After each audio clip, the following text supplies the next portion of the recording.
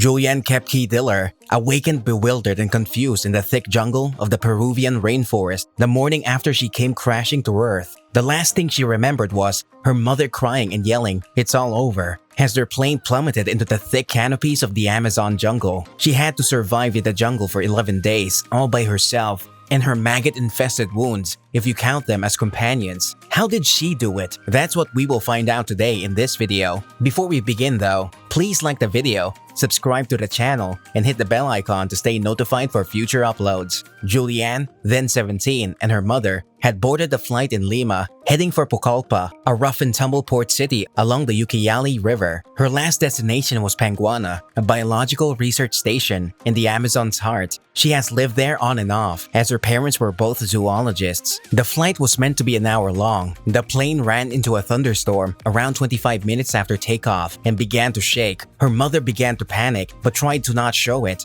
Juliane picked it up though and started to worry too. Soon after, the wind got stronger and more people began to question their safety, and before long, they saw the wing being struck by lightning. Passengers began to scream and cry as the plane plummeted. The next thing Juliane saw was the plane falling apart mid-air. As she was pulled out of the plane and into the sky, "I was outside, in the open air. I hadn't left the plane. The plane had left me," she said. She then blacked out, only regaining consciousness a day later with a broken collarbone, rashes all over her body, one eye swollen shut, and a sprained knee. This may not sound like a good condition, but for someone that fell 10,000 feet from the sky, it was beyond miraculous. According to her, she only survived because her seat that she was strapped to fell into the dense canopy and cushioned her fall. Others, however, were not as lucky, as Juliane was the sole survivor. The thing that probably bothered her the most was that she had lost her glasses and she couldn't see at all since her eyesight was terrible without contacts.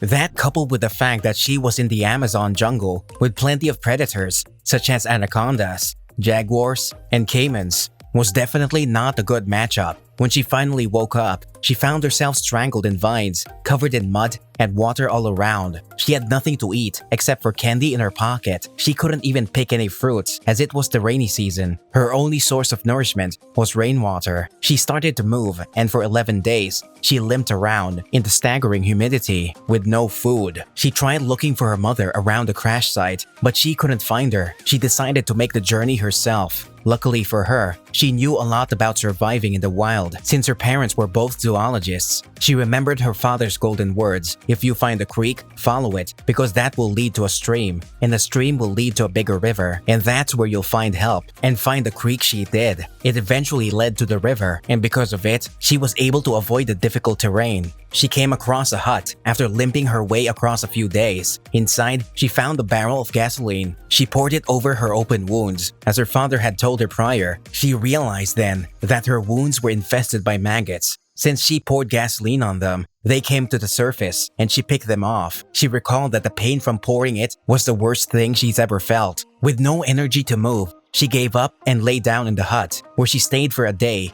That's when 3 local lumberjacks found her on the verge of death, and they thought she was a yemanja, a water spirit that's pale and blonde that brings riches to the villages when spotted. The locals took her in and fed her, took care of her wounds, and celebrated. The next day, Juliane asked the locals to take her to the city. They obliged and took her to a boat to the biggest village, where a search and rescue team was looking around for survivors. She was then flown to Pucallpa and reunited with her father. Authorities were able to identify the victims, including Juliane's mother, thanks to Juliane's directions. She was the lone survivor of the 91 individuals on board. Juliane stated she had nightmares about the incident for a long time and was bothered by the fact that she survived, while others did not. However, one revelation would come back to haunt her. "I dread to think what her last days were like," she said of her mother, who survived the crash but was gravely injured and couldn't move. She died a few days later. Juliane is now living a world away from the Amazonian jungle, working as a librarian in Munich after gaining her doctorate in mammalogy. What do you think about this amazing survival story? Let us know in the comments below. With this, we're going to wrap up this video. If you enjoyed it, please make sure to hit the like button and subscribe for more incredible stories such as this one. We hope to meet you guys again in the next video. Till then, adios.